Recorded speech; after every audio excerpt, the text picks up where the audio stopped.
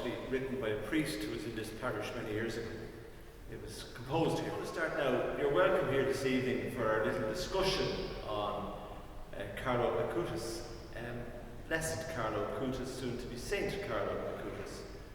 And we have here Brenda. I thought you were going to pull out an accordion or something there to join in. So Brenda, just say a little bit about yourself first, because people here will... Okay, you're all very welcome, and thank you, Father, for what you're doing for Carlo and promoting him here in this church here. This beautiful old church brings back memories of my childhood with the brass plates that you no longer see. I hope they're never removed by you. I'm from Belfast, right, North Belfast, and at the beginning of 2003, I went to Assisi. We were in Rome, went to Assisi for the day, and on going there, of course, there I was in front of the tomb of Blessed Carlo Acutis. And I don't know what happened when I was transfixed, just looking at this beautiful young lad in the glass coffin, taken very much in, and my thoughts were, I have to find out more about him. So I am, so I think most of you probably, I know there's a good few familiar faces in the audience or the congregation, but my name is Seamus, and I'm from Parmastown in Dublin, but I've been coming here the last couple of months to City Key and been getting involved in whatever ongoing project there are with yourself, Father. I'm James' sister, Mary-Aoife, and like that, I've been here with Father Alan quite a bit, getting involved in various projects, and we both went over to Assisi for the first time in October. Really fell in love with the place and got to know Blessed Carlo for the first time. And after we came back, we met Brenda, so there's a connection there, and we're just back for our second trip. So hold on a second there. We know it's Leaving Cert Week and all that, and this is not an exam, but how many of you would consider yourself knowledgeable about Blessed Carlo? How many of you would know something about it? I know something. So some people wouldn't know anything, okay? Some people would be here trying to get a little introduction to things like who this person is, because we can presume a lot, but we don't want to presume. And we want to remind people who maybe do know a little bit, just the very basics about he was a boy, he was born, he died, just some of those very basics. Mary-Aoife, if you could give us those now. Okay, quick little snapshot. So Carlo Acutis was born in 1991 in Milan, Italy. Born in London, I'll get my facts mixed up. And he was born with, his parents were really wealthy. They owned an insurance company. And I think they had been to Mass maybe 3 times in their life. They were not Mass goers. And, they couldn't get over it, because here was this little boy who had so many questions about just faith. And they didn't know how to answer it. They were kind of a bit shocked. There was something very normal about Carlo. He was very much like every other boy. He liked to play football, he liked to do a lot of things that other young people like to do. But he also had there was something different. Just a different approach in life. He seemed to, notice things that other people didn't notice. He had a big love for Jesus. And he asked his parents a lot of questions, and they didn't know how to even go about helping him, because they didn't know the answers to these things themselves. Okay, so we want to Seamus. So he's a young lad growing up, born in London, grew up in Italy, has parents who he sort of pushed back to church a bit because they weren't really chewing the altar, as they say here in Ireland, and he got them motivated again. And why is it that he moved from just being a normal lad who played football and all those things to being blessed and actually now we know going to become a saint? How did that, what all happened in that? No, it's sort of a, Yeah, Jamie, it's kind of hard to condense that, but I suppose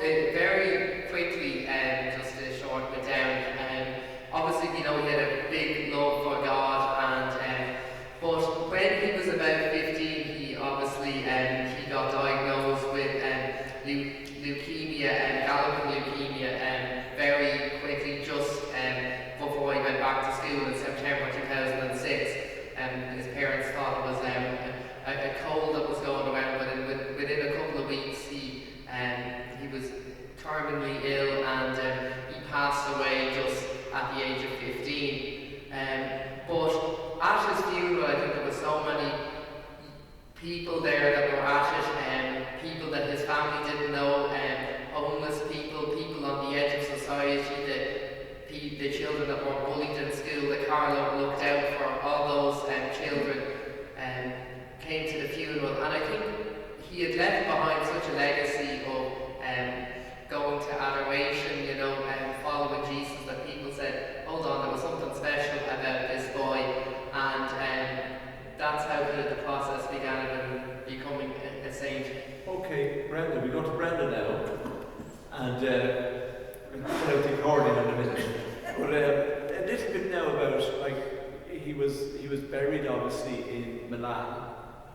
That's where his family were living, and they decided, like, after he died, something happened that the church actually pursued his, what you call, his cause, and there was something special. Could you tell us a little bit about that? Because they removed his body from Milan. But just tell us a little bit about that process, because we looked at his I would say that began before his body was exhumed, because when he was 12 years old, he had this great love for Jesus and love for the rosary, that left his parents even questioning. He converted his mother and father back into the Catholic faith, and then he started to get great interest in the Eucharist. He was a computer geek as well as footballer and everything else, and he then began on the computer and studying the Eucharistic miracles throughout the world. Now, those Eucharistic miracles has really become very big. Can you explain what a Eucharistic miracle is? Like, right. I give you an example and my experience of paying attention to Eucharistic miracles. When we were all brought up, you receive the host and you say, great, now that's Jesus in flesh and blood. And you'd say to your mother, is it really? And you're told, it's a mystery. You take it, you believe it, so you take your communion, it's a mystery. Then you still keep it that way, but for some reason with Carlo, he went deeper into this mystery. A Eucharistic miracle, I spent a lot of years in Fatima, and we used to go to a place called Sanctuary, where there was a Eucharistic miracle there. So what is a Eucharistic miracle? It's when on occasion when the host turns to flesh and blood. Now you just take it like a pinch of salt, so what? But then Carlo, again, he started to compare. There's one in Luciana in Italy, and the two hosts actually knew the person that, on behalf of the Vatican, examined these hosts together. The DNA, everything about them, and there's been many more. And the results of the DNA was the same blood group, and it's flesh and blood of a human heart. Now, would you believe it? That applies to all the Eucharistic miracles throughout the world. So I feel that Carlo was trying to tell us, even us today, grown-ups, the importance of the Eucharist, where we think, is it? Some priests even question, is that the flesh and blood? And nobody really went to the extreme that this young millennium person went and did the investigation. Let me get it right. This 12-year-old fellow who loved football, his parents didn't go to mass. At 12 years of age, started putting a website together to tell us everything, that this is the real presence of Jesus. That's it, in a nutshell. In a nutshell, yeah. Okay. So, tell us now, move us on a little bit from then died and how he's manifest to people as somebody. Well, you see, I would say an example.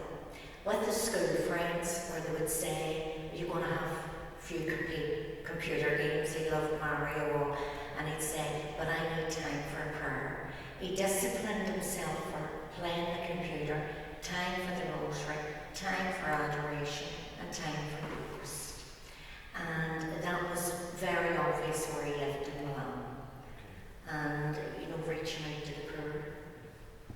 And then they took his body from Milan to Assisi.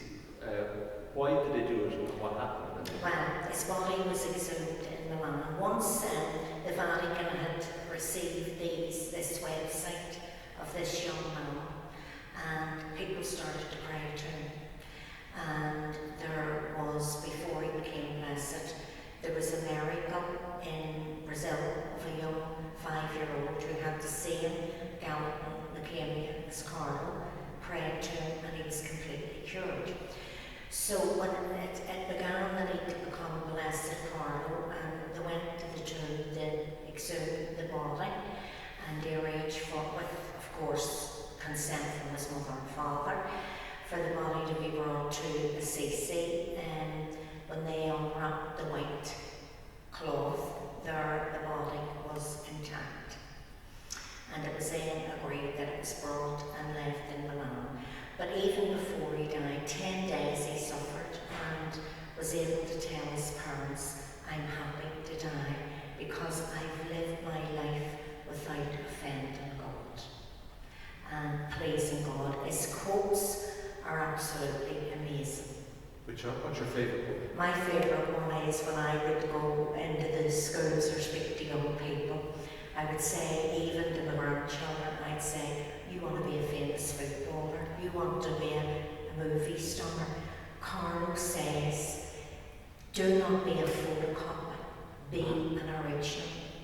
So the thing is that Jesus has made us all unique, original, and we've no need to copy anyone.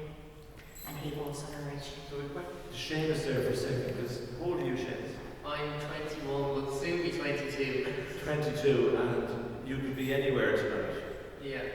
What is it about this man that, this young man, that has you engaged? What is it about him that has you engaged with him? And what does it do for your life? I think that he's an extraordinary person. I think he was really extraordinary, like you hear all those different things that he does. But I think what really got to me, and I remember but just at the early stage kind of finding out different bits and pieces about Carlo, what really got to me was just, I suppose he was such a well-rounded young man in terms of his faith, and like he would look out for those on the outside of society, and I think so many people today, they have their heads in the clouds. So even I find I have my head in the clouds sometimes, you're just kind of going around day-to-day life and you're not really thinking. But when you hear the stories about Carlo, if there was someone getting a hard time in school, that he would be there, no, here, come on, you join our football team, or he would be there helping different people, seeing a homeless person on the side of the street, running back to his mother and getting a bit of food and giving it to them, you kind of stop and think, gosh, I really should be doing this as well. Isn't this what we're all really called to do, to be like, I suppose, like Jesus, and do that. And I think he was really living the example, of that, and that kind of gets you thinking, I think. And Mary-Aoife, the only time I ever see you on your own is when you're sitting in church. You're always with me. Yeah. So when you tell people about Carlos, what actually do they hear? What are they saying back to you? Are they saying that's a load of nonsense, or you're mad in the head, or what are they saying back to you? Well, for anyone who knows me, I'm probably one of the biggest skeptics and deep thinkers you could possibly have. I question everything, I scrutinise everything. It's very hard to persuade me about anything. And it's funny because when I went over to Assisi the first time, I wasn't really thinking too much. I heard the spell of Carlo Acutis, wasn't thinking much. And when I went into the church and I seen him just laid out, I thought to myself, there's just something really, really, really special about this guy, And I came back with this urge to tell people that everything is okay, don't have to be afraid, everything is okay. I've got a great sense about that. And I came back to Ireland and I kind of thought to myself, oh my God, to start telling people about this young fella. But I suppose what made it so easy was that he was so ordinary. He wasn't someone, you know, sometimes you look at these pictures or paintings on the wall and you see all these saints from a long time ago, Middle Ages, and they look very sad. Carlo was really happy. You know, when you go into the church in Assisi, there's pictures of, you know, little statues of him playing with dolphins in the sea, you know, going on holidays to New York and, you know, London and all these places. He was extremely ordinary, but he was happy. He used to say, no matter what way you look at life from, you know, every perspective, you can find joy. And he took that with him, you know, where when he was dying, when he was lying there, you know, the nurses were saying to him, how are you not in such pain? He said, oh, but there's others who are suffering more than me, you know? He had such a great way. And I can't get over it when I talk to different friends, you know, just saying different quotes and different things, you know, the effect it has. It makes a lot of friends come back and say, well, do you know, we have it all. We have money, we have this, we have that, you know, really good jobs, lots of friends, this and that. But there's an empty void there. And they're kind of saying, we're still searching for something. And yet, Carlo didn't really have that much. He'd give out to his parents for buying, you know, an extra pair of runners. You know, he lived a very simple life, you know, yet he was so happy. And I think, you know, I can see examples of friends and different things. More people are just turning around and saying, oh, Carlo, if there's something behind all this, will you give me a hand out? And it's incredible the amount of people that are coming back and saying, do you know what? I'm getting something from this. It doesn't make sense, but I'm getting something from this. And I think the last thing I'll say is, I think Carlo used, it's like he gave everyone the full picture, you know? Someone gave me an analogy once of chicken curry, and I think sometimes we have this tendency to say, oh God, we won't mention the J word, Jesus, you know, it'll scare people off, you know? And it's like chicken curry, you know, it might be too spicy for them, they'll pour a lot of water in, you know, and spice, you know, and cool it down, and then people take the chicken curry and they say, this is horrible, it's really watery, we don't want that. But Carlo gave them the full thing, spices and all. And for some people they might say, oh, that's a lot, you know, when Carlo used to go to mass every day, oh no, there's no way I can do that. But he was happy, and he was saying, look, this is who I am. I'm happy, take me for who I am, and just be open. And is it, as somebody of your age today, is it hard to be happy? I think so. I think, you know, a lot of our friends, and even ourselves, there's a huge amount of friends who are, a lot of distractions, a lot of people who are lonely, depressed, mental health, you know, always looking for more, never satisfied. You know, what's the next thing? Yeah, I think, like, if you ask, I know a lot of young people out there, Of which you're one. yeah, I know it. Well, I can attest as well, but I think so many of us kind of feel that, you know, we're kind of searching for something else, and I think if you ask, you know, I think the majority of them, would they rather have so much money or everything in the world, or else just have the rest of their lives just with their hearts at peace, you know? And I think most of them would probably go for the peace, you know? They just, I think, but it's all, I think that's all what we're really looking for. And if you go actually simple, not more, I think you'll find that peace and happiness within the heart, contentment, I suppose. So thanks for that. They were hard questions and they were well answered. We'll go back to Brenda here. She's after coming a long way. And I know you're married to a saint. Mark myself here to church. But you know Carlo's mother. What is it like to be the mother of somebody who's going to be a saint? What's going on in that woman's head? A question I did ask. Yeah. You've spoken to her a few times. Yeah, I met her in London and we do keep in touch.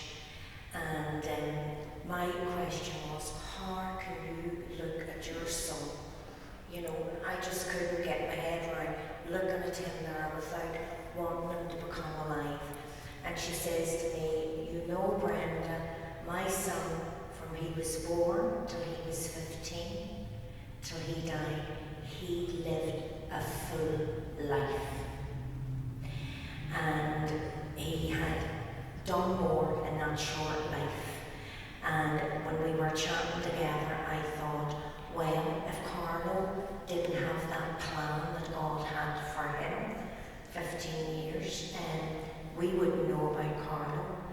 God had to take him for, say, the conversion, not just in Ireland, but the conversion as he converted the mother and father throughout the world. You do know that he was an only child, and the amazing thing when she shared with me about her dream and losing an only son, that St. Francis came to her in a dream with Carlo, and she was in her 40s, to say that she was going to be a mother again, and she became a mother to twins, a boy and a girl. They're 14 now, and you know that in itself was a miracle. You know that the mother then became a mother again. You don't, the twins wouldn't be out publicly, they protect them, you know, from questions about what they feel. But the mother, now she, not only was she converted, and the father, she's doing a lot of work now, you know, with promoting her son. We got a Zoom call, we hope to get her to Ireland. We got a Zoom call in the last place in Bamberg Priory, where she had question and answers, which was very good, you know, so she's open to answer any questions about her son. And then of course the news of the canonisation. But Carlo, as Mary-Aoife and Seamus was saying, Carlo is the answer for our young people.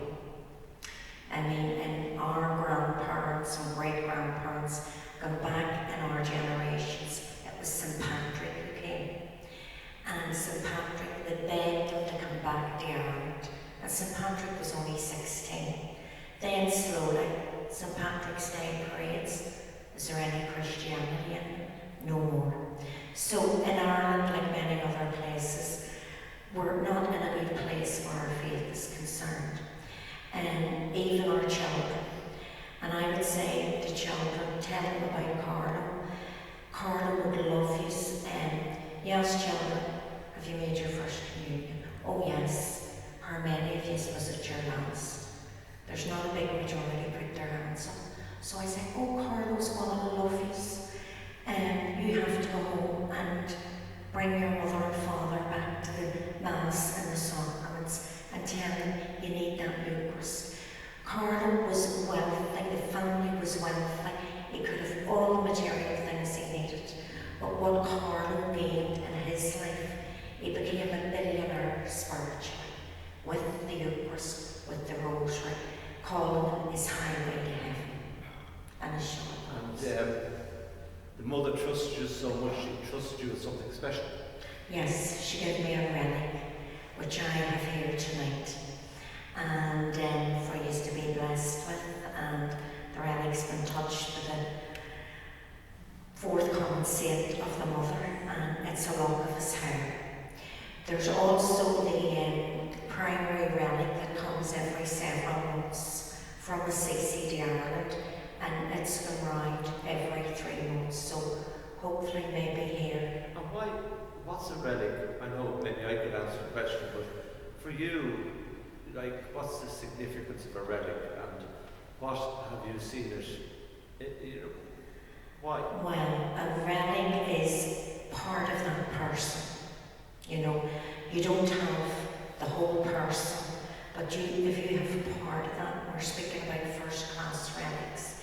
If you have part of that, as we have here tonight, a part of Carlo Acutis, that brings you closer to that person for some reason. And with our faith and asking for his intercession, you know. Like you'd ask a friend here. Oh yeah, just he becomes your friend, and you know, pray for the older generation, that the younger generation, we do need the upbuilding of our church and the kingdom of God. that's why Carlo is Ireland based on. Okay. So we pop over to Seamus. Brenda, thanks so much for that view. And we will have, during the Mass afterwards, we'll ask people if they want to come up to be blessed by the relic for any intention you have. It's a privilege that for us all that Brenda brought it down here to us today. Seamus, just like when you know, I suppose the funny thing is, it's mad to think that somebody's going to be a saint had a mobile phone and a website and had grappled with the whole internet thing. But what is it of his life? Brenda talks about a relic, as you grow. What bits of Carlo have you grown close to? You said stuff already, but in terms of your relationship with God, what insights has He given you that help you when you're sitting down to pray? To help you pray. What is it that you know? Because sometimes we can all sit down here in the church and say, "What am I doing? I don't feel like praying." What is it about Carlo that draws you closer into the heart of God?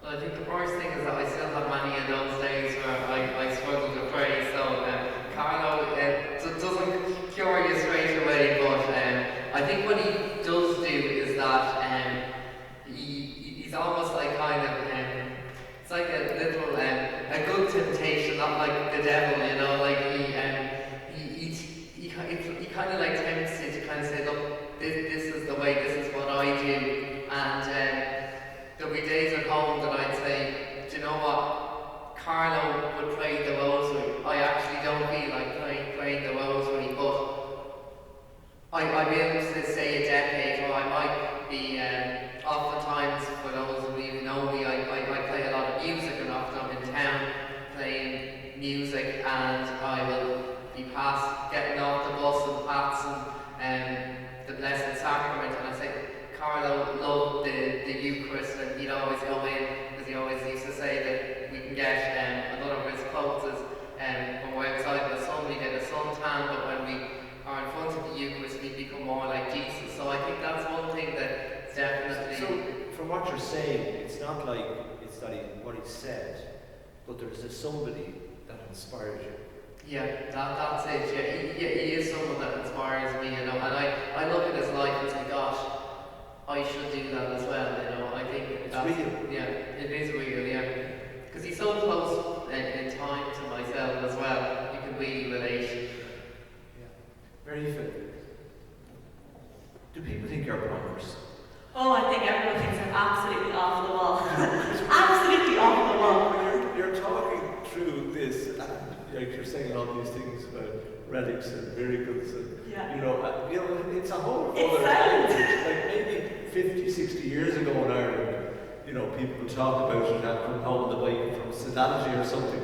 It sounds bonkers. Well, I'll tell you this, okay? The way I see it is that, I lived a lot of my life probably in fear and in doubt, thinking, actually, there's no point thinking about God or any of that kind of stuff, because no one thinks about that, and, it's probably not true, so why would I waste time thinking about that? But I had so many worries, but when all that was out of my head, suddenly the pressure was on to have a good job, to, have a good relationship, to have lots of friends, to be popular, to be successful, because I was in the competition of having to try and be the best on earth.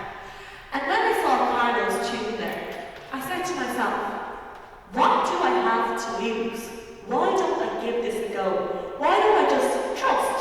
That's the word. Trust and be joyful.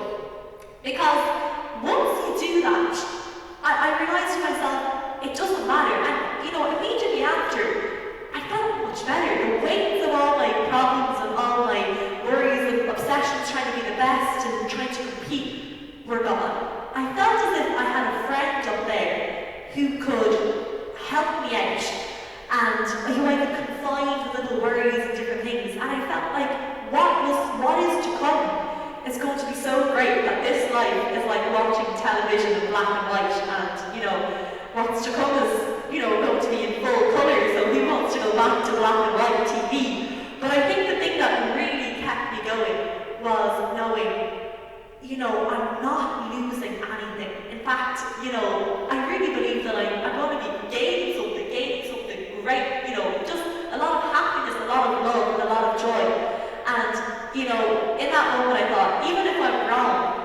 you know, I'm happy now. I'm happy now as it is. And I'd much rather that than living a life of misery and one day realising, oh my goodness, I could have trusted, and if only I trusted, I would have saved myself so much, you know, worry, doubt, and fear. So it's just simple. Trust and be happy. That's not very simple, that's very profound, what she said. What we're going to do now, because we're going to be having Mass at 7, you're going to be playing a bit of music, we're going to just take maybe some people have a few questions or something. It is quite amazing stuff, isn't it, we're listening to? It's quite profound. You know, it's strange, we're not used to these conversations, it's great to be having them, but and then after Mass, you'll be around for a little bit if people want to talk as well. So is there anybody would like to ask anything or any burning question or comment?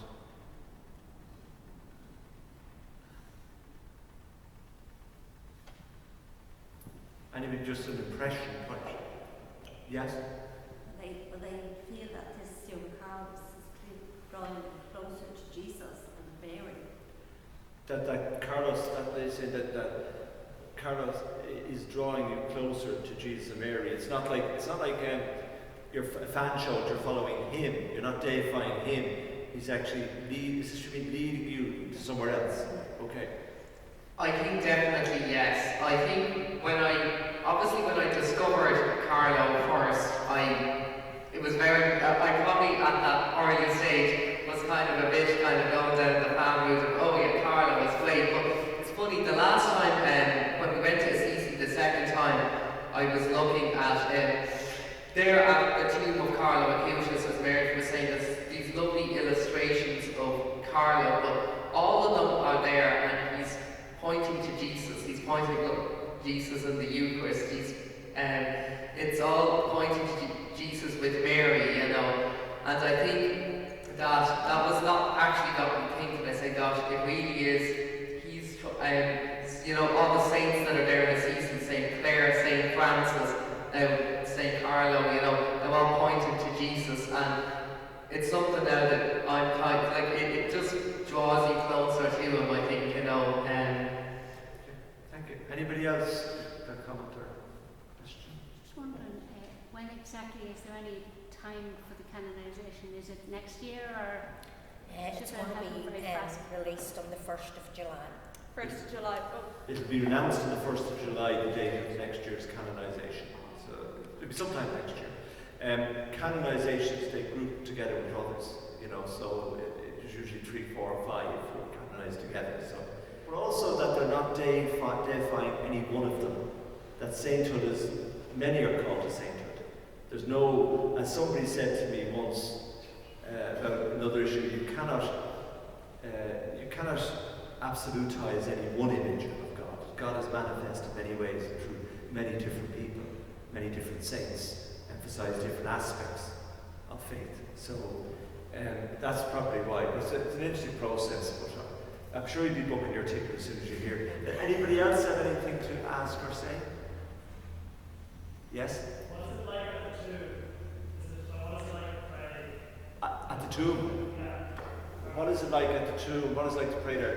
Like, first of all, who wants to answer it? All I can say, First of all, but before you can, what do you see at the tomb? Like, what do you see? How's he? Yeah. What you see in the tomb is it's a tomb, and it's there's a kind of a crack made out in the rock in the tomb, and it's glass. So you can look in and you can see Carlo, and he's wearing jeans, like Michael Jordan Brothers, and an Adidas sweatshirt, totally ordinary. And what did I feel? First of all, I was so shocked at the amount of young people my own age there, crying and just walking past the tomb and being so affected by it. And then myself, when I got there, I couldn't get over the sense of love that I felt, and the strong sense of peace. And the only thought that was in my head was, I want this. Couldn't understand the thought, but that's what kept putting in my head. I want this. And are you allowed to stay there for long? You stay there, we stay there as long as you want. It's open at 7:30 in the morning and it closes at 7 o'clock at night. And there's different Franciscan and Capuchin monks walking around and, you know, nature outside. It's honestly like a haven there. It's gorgeous. Brenda, is there anything in particular that would I get too personal about it? Because, you know, was there anything like when you say, how did you feel praying to Carlo when you were in Assisi? There's the microphone for you. Was there anything particular that, you know, that you could share that's appropriate that and answer that question? I suppose as I said in the beginning, when I looked at the young Carlo, I was just mesmerised and like transfixed, you know, there looking at him. And again, as Mary expressed, you just get that feeling, a feeling that's hard to describe, but it does move you. And my thing was, this has to, you know, be brought around Ireland. We need to get this young lad to Ireland needs Blessed Carlo. So you want Ireland to have more of what you got? Yes. And what is it you want? Put your finger on it. A heavenly, peaceful feeling. And was that something that escaped you beforehand? Well, I mean, you can always have a happy, nice feeling, but a feeling of the complete peace. Okay. Peace and love and joy. And the strength to hold on to it. And if I feel it's ever going to go, I would just ask Carlo to intercede for me. You know, again, he's here to bring us closer to the Eucharist, which is our spiritual food. And I think the message to me was how important the Eucharist is. We can give our bodies all the lovely dinners and food that our body needs, but what do we feed our spirit? And making me the awareness of how important our spiritual food is for our soul. And Carlo's just leading us to Jesus, and he's in the Eucharist. It's funny, as a priest, I notice, you know, I go to a lot of talks, and everyone's talking about dioceses and parishes and everything else, but nobody, very few are talking about God. You know, like we're caught up sometimes in the politics of church and forget about why we're there as a church in the first place. And it sounds as if, you know, Carlo is actually sort of saying, come home to what you're supposed to be at. Would that be right, Seamus? I think so, yeah. I think because it's done very much in a simple kind of way. I suppose that being a child, he didn't have, I suppose, the pressures of kind of like the job of being a parish priest, you know, all of these things that go around to come with it. But and I think for that reason, he could kind of, you know, relate to what was just the simple things, what we should be doing. And I think if we can kind of go back, you know, like to being like a child, you know, as Jesus says, the kingdom belongs to. Can I tell you something about you as well, that sometimes when you come to religious gatherings, people are telling you not only what Jesus said, but what he meant to say, and telling you how to live your life.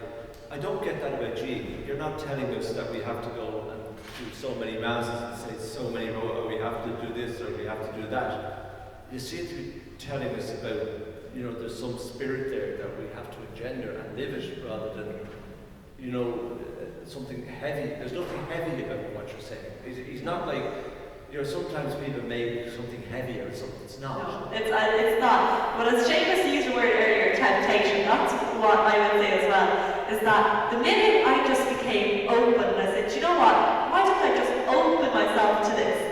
It's like someone with a feather just tickling you, and you just think, gosh, you know, like, I'm not being made to do anything, but I've got that itch that I just want to scratch, that I just want to, you know, open myself up more and more to faith and realise to myself that I'm not perfect, I'm never going to be perfect, but all I have to do is trust, because it's all about love at the end of the day. And there's such a lack of love in the world, but, you know, if we all just try and be more at peace with ourselves and one another and love one another, you know, even on a bus, just see the person beside you saying, do you know what, God, you know, give them a really good day. Make someone, you know, make someone say something nice to them, or, you know, make their health really well. Just something like that to a stranger.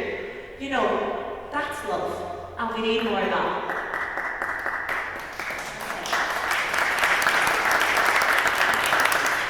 Oh, that was spontaneous. That was a great man. Just to Seamus, is there anything we missed that you want to finish on, that you want to say, and we go to Brenda?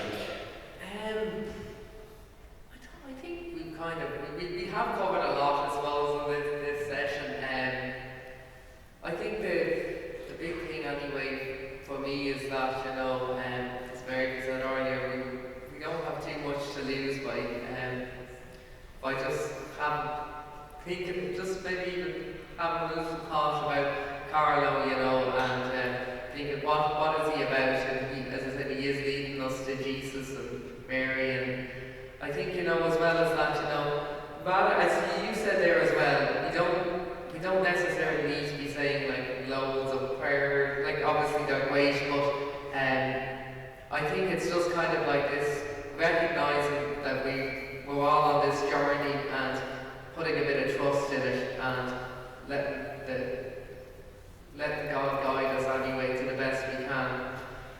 Great.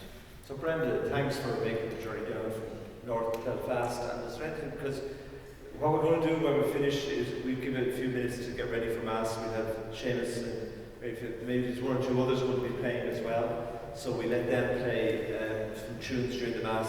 After the homily, we'll invite people up to be blessed by the relic, and we'll explain that when it happens. And we'll prepare really for what Carlo said was such a beautiful thing, the Eucharist. Yes, So- and something that you had said, Father, What? that we're not Do I need here. a sister? Maybe. It was just a reminder to me that we're not here like Bible thumpers. You know, we're not here as to push anything on anyone. Carlo, yes, he lived a simple life. Carlo is an example, not just to the old, but to the young and the children. And I would just sort of use the word kiss. Keep it simple and sincere. And God wants spiritual fruits, not religious notes.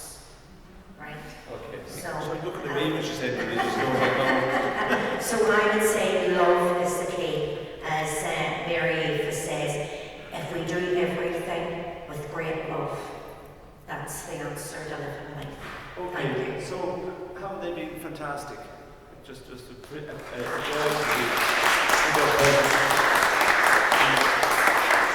in no way, you know, is bringing attention to themselves in the spirit of Carlo, just bring attention to the greater power that we all hope to tune into and know. And we're going to have Mass now in a few moments, and we'll let people prepare for it. And we're in no hurry home. The bridge doesn't go over here, it stays down. So, but after Mass, if people want to chat and talk, feel free to do that as well. And it's lovely to see so many here this evening in this church. Tomorrow is the feast day of the church, Immaculate Heart of Mary, that's why and this first Friday came from some of the parish council were here. I said one day, you know, we need to be praying. We're talking about this church and doing it up, but nobody's praying about it. And I said, we need to pray, there's something not right in this city.